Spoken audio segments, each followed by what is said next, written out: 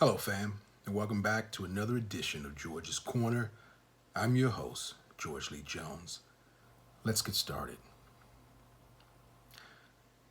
I am kind of, but not torn about what I want to talk about today because I've had a lot of conversations with people. Some good, some not so good. And all of us are going through this pandemic. And the thing that sort of got me with the conversations was there were people on different sides of the fence. And what I mean by that is some thought of this pandemic as being a conspiracy. Now, I don't have enough information to say yay or nay to that, but I do know that that doesn't serve justice to those people who've lost loved ones, friends. As a matter of fact, I'm one of those people who have lost people close to me. Then there are others on the other side of that who are just at a loss for words. I understand them too. And that's why, if there were going to be a subject today, it would be what will your new normal look like once this is over? And believe you me, this too shall pass. The reason why I ask is what is your new normal going to be? And I want you to ask this of yourself because will it be that you're going to go back to business as usual, what you've done in the past? And if that's what you want to do, that's okay. Because you should ask yourself another question. Did that serve my highest good, my purpose for being? I personally have taken this time to reflect and to take a look at what my normal was before, whatever that was. And I'm determined that my new normal will be better, will be a greater day.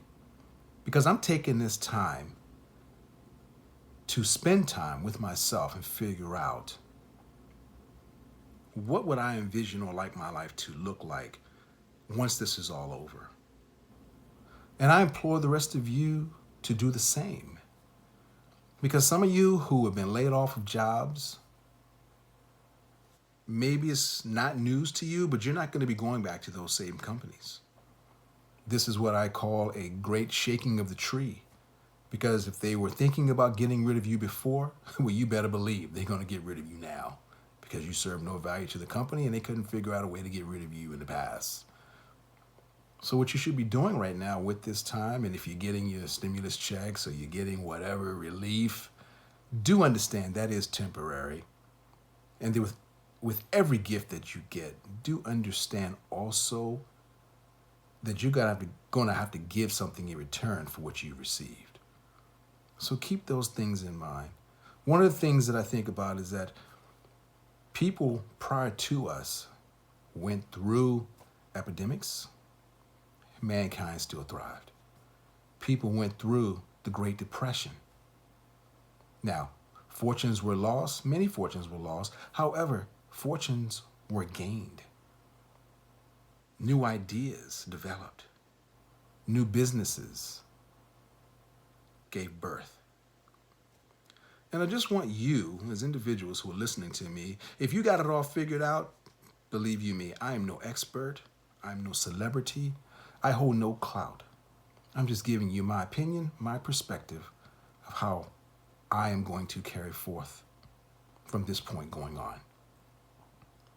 Look at this as a new rebirth for yourself. You know, in some of the conversations I've had with people, I've learned that a lot of them didn't even know who they were. They defined themselves by their vocation, what they did. And I'm here to tell you again, you are not your condition. You are not your circumstances. Each and every one of us was born with a gift in us. I know we always talk about passion and purpose and all these other things, but you were born with a gift.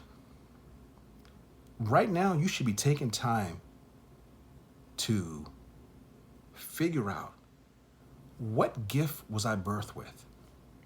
As a matter of fact, last night I couldn't sleep. I tossed and turned. And because I am a Christian, that's what I relate to. Be fruitful and multiply, in my mind, always meant cleave to another human being and have a lot of kids.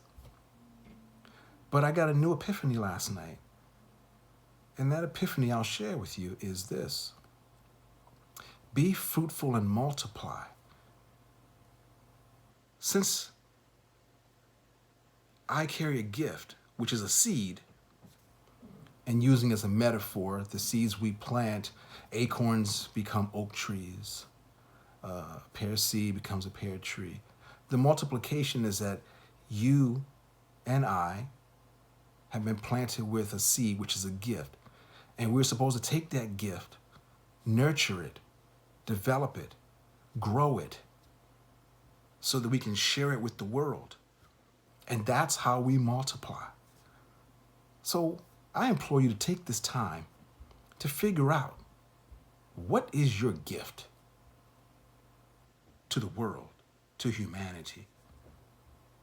What did God or the universe implant in you that you either haven't taken the time to discover or have been too distracted by everything else around you? But take this time to figure out what that gift is, and please share it with the rest of us. Not only will it make you happy, it'll make the rest of us better.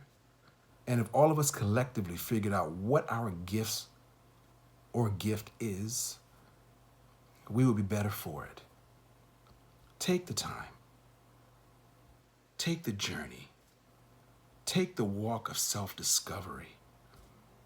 Remember, we decide our habits, but our habits, they decide our future.